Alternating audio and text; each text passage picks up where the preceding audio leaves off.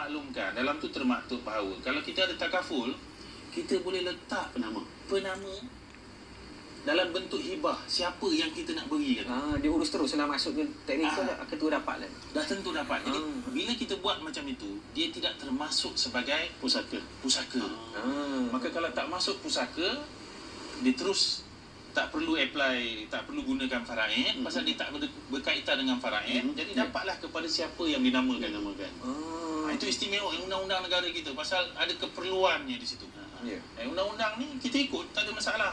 Kan, undang-undang yang dijamin menjaga waris kita. Suami kalau dia ambil ada polisi takaful tadi, dia kena bisik kepada isteri. Tak payah. Dia isi borang. Borang tu dia kena pastikan bahawa dia nak bagi hibah kepada 100%. Kalau dia tak nak bagi pada isteri dia pun tak apa. Dia nak bagi kepada anak dia misalnya, yang bungsu, yang lebih memerlukan. Mungkin anak yang bungsu tu anak istimewa. Kan? Jadi dia buat hibah situ. Jadi anak-anak yang lain tak akan dapat. Sebab dia uruskan benda tu waktu dia masih hidup lagi. Kalau dia tak buat macam tu, maka jumlah pampasan takaful yang ditinggalkan jadi faraid. Waris lain pun berhak. Kadang-kadang ramai orang yang tak berapa nak perasan benda ni. Dia tahu faraid, dia ingatkan anak dan isterinya saja. Tapi kita pun tahu ibunya dapat, ayahnya pun dapat. Itu yang masuk adik-beradik lain apa semua tu kan. Jadi ini antara isu. KWSP misalnya. KWSP borangnya jelas tulis situ. Kita orang Islam buat penamaan. Tapi kena faham, siapa yang kita namakan itu, dia adalah pentadbir. Itu tak sama macam yang takaful yang disebut tadi. Takaful tu dia hanya pentadbir. Jadi bila dia dapat, dia pun kena faham bahawa dia kena bahagikan menurut faraid. Bukan dia punya 100%. Bukan dia punya 100%. Jadi silap faham di situ, kita kena perbetulkan. Betul.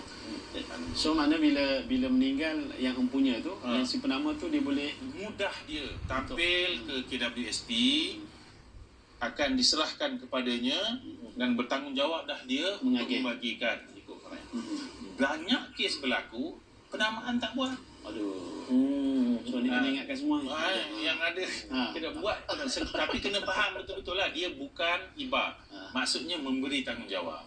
Jadi kalau tak nak beri tanggungjawab itu kepada isteri kerana bimbang mungkin mati bersama-sama, mungkin ada cara lain. Itu yang dicadangkan. Mungkin tak ada penamaan, buatlah wasiat, iaitu melantik wasi. Wasi akan mentadbirkan benda ni. Jadi benda ni kita kena fikir waktu kita masih hidup dan kita laksanakan. Ada orang dia angan-angan je kan tak jadi.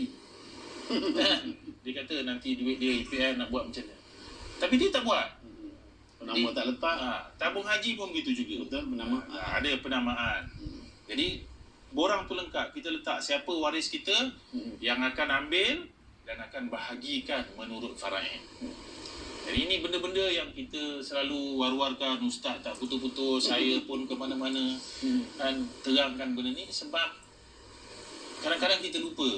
Sedangkan kita tak tahu bila kita akan pilih. Cuma Tuan Haji, apa ni saya fikir begini sebab saya lah yang macam Ustaz tadi lain lah jutawan kan. Aku juga kita pun tak ada, wan-wan pun tak ada kan. Jadi dia fikir juga.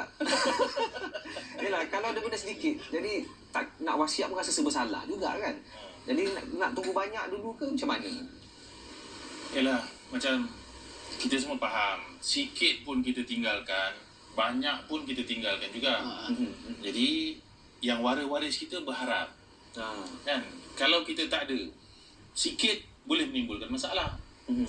Kalau kita ada banyak yang kita tinggalkan, pun menimbulkan masalah. Jadi kita kena fikirlah, sendiri mau ingat, kan? Bila yang sesuai. Sebab masalah yang pasti ialah kita tak tahu bila kita akan pergi. Kalau tahu tak apa pula kan? Kalau kita tahu senang besok sikit. atau lusa kita nak pergi, boleh lah. Kita tak tahu. Oleh sebab itu, ingatan kita sentiasa kepada orang yang disayangi.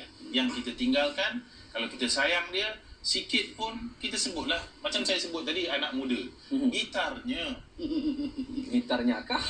Gitarnya. Dia kena beritahu apa akan jadi sebab dia mungkin jadi punca perbalahan di antara waris-waris yang ditinggalkan. Sebab selalu saya ceramahkan sana sini, ustaz pun ceramah, perkataan pusaka itu P-U-S-A-K-A. Kalau kita gugurkan S-nya, dia menjadi harta puaka. Allah Akbar. Jadi telah ditunjukkan kepada kita yang tunjuk yang jelas pada kita ni cerita 3 Abdul. Betul. Macam mana kaya Ismet Ulam Raja. 3 Abdul ni, Abdul Wahab, Abdul Wahid, Abdul Wahub. Putus saudara. Allah Akbar. Jadi kita kena ambil apa ni, kita kena ambil iktibar. Betul. Cerita tu lama dah, sejak tahun 64 lagi. Jadi kalau tengok cerita tu nanti lepas ni kena faham. Itu arwah Tan Sri P. Ramlee dah tunjuk ajar kepada kita. Aturkan apa yang perlu dibuat apa yang perlu dibuat. Sebab dalam cerita tu ditunjukkan bahawa dia ada buat amanah. Kan? Dia ada lantik seorang peguam. Peguam bela, peguam cara, namanya Sulaiman Akhlaken. Ingat Syafiq. Kan? Jadi Sulaiman Akhlaken tanya, maukah saya uruskan seperti biasa atau saya serahkan kepada tuan? Jadi Abdul Wahid Abdul Wahab kata, tuan uruskanlah seperti biasa. Dia cuma ambil senarai saja dokumen-dokumen untuk buat modal meminang gasira. Jadi di situ ditunjukkan Sulaiman Akhlaken bila anak Ismet Ulam Raja pun keluar daripada ofisnya, dia pergi dekat gambar Ismet Ulam Raja. Dia pun kata, wahai saudaraku Ismet Ulam Raja, hari ini aku telah laksanakan amanah tuan. Jadi ini peramanahan ini pun mustahak. Masih hidup kan? Masih hidup. Suami isteri boleh mengamanahkan. Sebab kadang-kadang harta sedikit ni yang boleh menyebabkan adik-beradik bergaduh besar semua kan. Jadi jangan pandang rendah kepada pengurusan harta daripada sewaktu kita hidup. Okey, baik Tuan Haji dan Ustaz, kita nak berehat seketika. Kita nak dengar satu lagu yang mengingatkan kita tentang mati. Sebab tadi anda dah bincang pasal harta, ingat matilah pula kita insya-Allah. Jadi kita akan bersama dengan Faiz. Silakan.